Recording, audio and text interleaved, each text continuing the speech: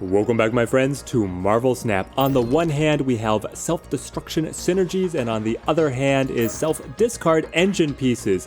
And at the middle of it all, one fan favorite superhero. Let's break down how this hybrid deck actually elevates itself by combining these two synergies together. Now, this deck is specifically targeting a Pool 2 collection because once you reach Pool 3, you're able to flesh out either one of these synergies with so many more supporting cards and more powerful cards that running just a straight list as opposed to a hybrid list, I think, is better. Though there are packages here of little synergy packages that you can quite happily run in other decks. The main one being Nova Killmonger. This is all the rage right now.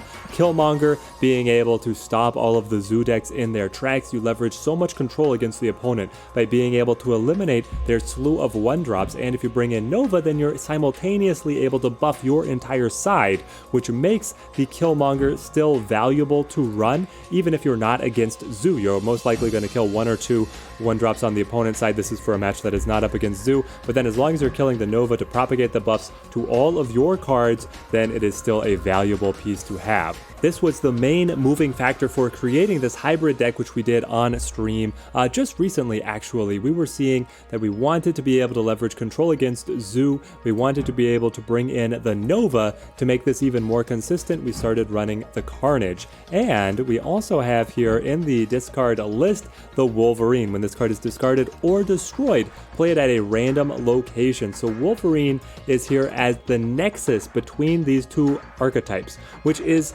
hilarious to me because in Pool 3, the list with full collections will actually both cut Wolverine, not seeing him as powerful enough. But here we want to run him in both lists, and so he is serving as the connection between the two styles of play.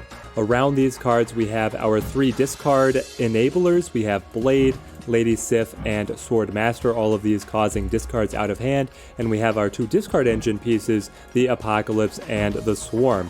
We would honestly love to be able to discard Wolverine for free and then feed him to Carnage to get an even larger Carnage, and that's in a burst of tremendous value, a lot of tempo. The Wolverine is not as useful in the self-discard archetype alone, or archetype alone, apologies, but when you combine him with an extra usefulness on the self-destruction side of things, then his value starts to come up quite a bit. We are still running the America Chavez as well here. She's effectively a mulligan for the deck. She allows us to be able to hit our combo pieces earlier, understanding that we're only drawing Chavez on turn 6. And here's where you have to start making some decisions as to which side you're leaning more on.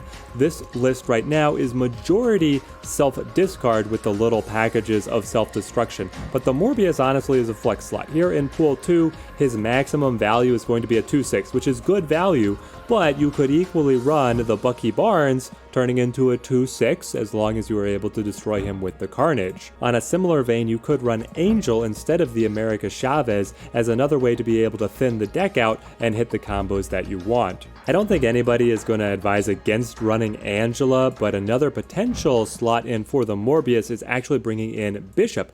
Bishop gaining power per every card played. If you have a couple free swarms that you have stockpiled and that are laying down on that final turn, that's quite a boost for the Bishop.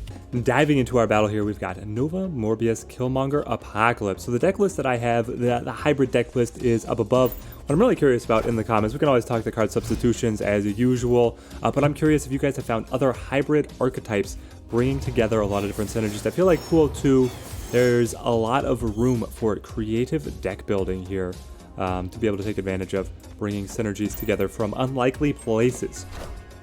Starting Angela here, one of the fun things about Angela plus the Killmongers, you can play 1-drops to be able to buff the Angela, clean them away with the Killmonger, but you effectively don't lose the power as long as you're still able to follow up and play to Angela's location and keep on giving her those buffs.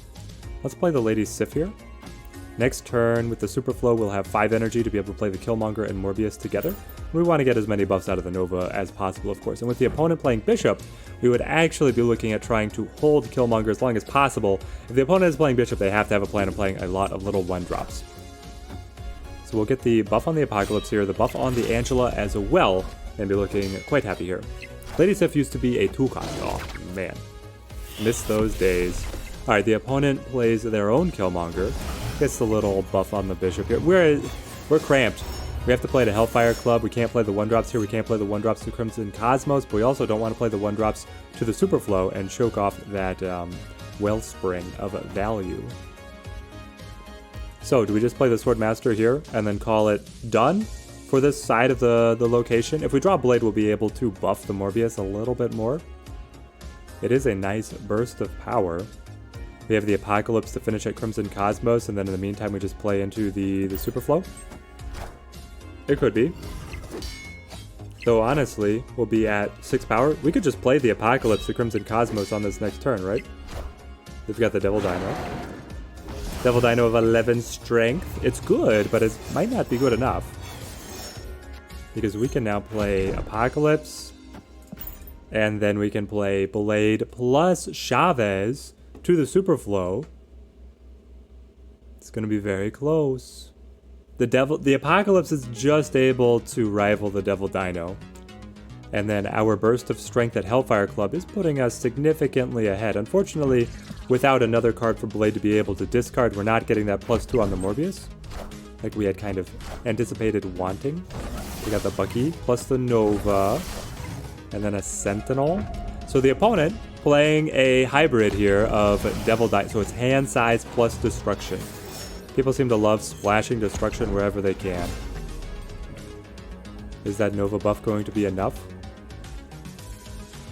I feel pretty good. They'll be able to play Carnage here, break out the Bucky, burst the Nova, but that doesn't bring them all the way up to pass us at the Superflow with Chavez plus Blade. They're also well short at Hellfire Club, and they need to get more cards in hand to be able to pass us with the Devil Dino.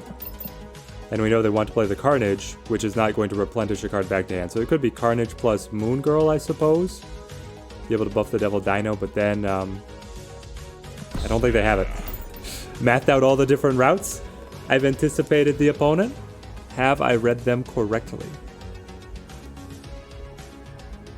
Maybe yes, maybe no. Is the opponent even going to show? They may just retreat here if they actually did not get one of those draws that I said would be so pivotal. The Apocalypse just barely there. Just rifle. Yeah, we got it. Victory. Into our next one, and I feel like the previous match showcased what is one of the biggest drawbacks to the deck, is that it's very telegraphed. The opponent sees exactly what you have been discarding. In the case of Apocalypse, they see how large he is getting to be, so you don't really have a surprise factor going into the final turn. They have great information on if they should be snapping or if they should be retreating. Get the Machine World here. New location. When you play a card here, add a copy to the opponent's hand. Do we think that they have any discard synergies?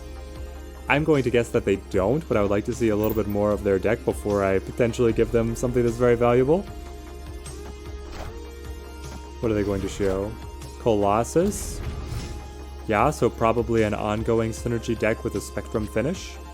Oh, playing Dahala? Well, that's great. We're going to get to kill the Nova just because of that. So, let's play our Lady Sif. Be able to get the discard on the Apocalypse here. Hanging onto the Killmonger could be valuable in the case of the opponent playing something like Ebony Maw. They do have the Nova here. And they break it immediately with the Carnage. Okay, it could be that they're playing Colossus fitting into a full self-destruction deck. He's kind of the anchor, he can't be destroyed himself, so you can always count on him surviving through stuff like the Deathlock and pieces like that. Let's see. Let's go ahead and play our... Let's get the Killmonger out of the way, and then I don't care if they receive the Blade. They don't seem to have discard tech to be able to benefit from using the Blade themselves. They can, of course, play him as an efficient play on turn 6, but I'm okay with this. This is going to be one huge Apocalypse. 16 strength Apocalypse, ready to play. I like it. And honestly, I'm okay with the Jess Jones as well. We'll play her down. She'll be able to grow into the role of anchoring the Avengers compound. And then it's just the big Apocalypse to be able to win Hala. The opponent has to match us here, which is great because we've already built up enough strength that we're reliably going to be able to win the compound. We're going to be at 22 strength there versus their 5. Yeah, they would have to invest a lot of energy to be able to get in there. Oh, they do play the Blade. and lose the Shang-Chi. Okay, well they're flipping first, so that's a little inconsequential. Alright. Is the Apocalypse enough? The opponent needs to be able to match us here, but Jess Jones is going up by 4. So, we have an 8-point lead. If they have the Chavez, then it's problematic, right? Because that takes them to 21. No, we're still ahead. We're still ahead, even with the Chavez. I feel fantastic. Fantastic. 16-point Apocalypse. So this is where the opponent is able to retreat because we were telegraphed. So you need to be aggressive in the snapping. It's really what I'm saying. You're telegraphing to your opponent how strong you are. So with that show of force, you need to be ready to capitalize to gain as many cubes as you can. This hybrid type of deck doesn't really exist in Pool 3. It's stronger in Pool 3 to just play designated destruction or designated discard because you get so many other cards that come in to be able to fuel synergies with one another. Look at this. We got the Symbiote Angel. Dude, it's a beautiful card. Gotta love it. Pay the respects. Put the angel down. Hey, they're appreciating our alt art as well. But I'm not going to be showing a Pool 3 version of the deck, is effectively what I'm trying. Ooh. Aww. Why did Nova have to get played there too early? Okay, let's see. Now, there's very fun things that you can do with the Carnage here, because if you play the Carnage in, you could play a bunch of Wolverines. We could also just keep playing Blades to be able to chop up the Apocalypse, play him on 5 and then Chavez on 6. But if we play the Carnage and he gets buffed, he comes back to hand with the buffs, and then he's a very efficient play elsewhere. Now, if we'd been able to hold on to the Nova, it would have been much, much better. Let's play the Wolverine here.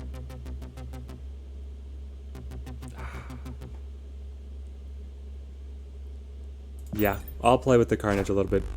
The opponent's self-destruction as well. They've got the Nova. Of course they do. Of course they do. Okay, so now we chew it up with the Carnage, and we are going to play the Blade in behind, looking to hit either the Apocalypse or the Wolverine. Maybe we'll be able to keep up. Maybe we should have leaned into more of our discard synergies. Enough said, Bob. I don't know, but these cards coming back are just so nice. We do hit the Apocalypse, which is fantastic. The thing is that the 5/12 Apocalypse is competing with now a 2/6 Carnage. And they have yet another Nova. They're going to try and break all of this very soon. Okay. Well. Hang on. Do I play... Monster Metropolis is where you're most likely going to be able to get the buff. How is the opponent going to be able to have something that's larger than 11 strength? They're just not. So we're going to play you here to be able to shore up the bonus from the Monster Metropolis at +3. Now they play their Carnage, which is going to be a 10 strength, I believe. He's chewing up 3 cards, giving him +6, taking him to 8, and then he killed 2 Novas, so he's up to 10. The Deathlock. Oh, it's so close. But now they have a 2/10 in hand. The problem with that 2/10 is that it kills everything at the location. If they played a Monster Metropolis, they will actually be able to pass the Apocalypse. Ugh, ugh. We can play... I would like to play the Chavez. And then... I think it's just playing the Blade. Yeah, I think we just play the Blade in behind. Probably here to be able to pick up the buff on the Angela. I don't know, things are kind of all over the place. They have 4, so we know that they have the big Carnage. That's probably going to play here to Monster Metropolis. They also have the Novas that are back in hand.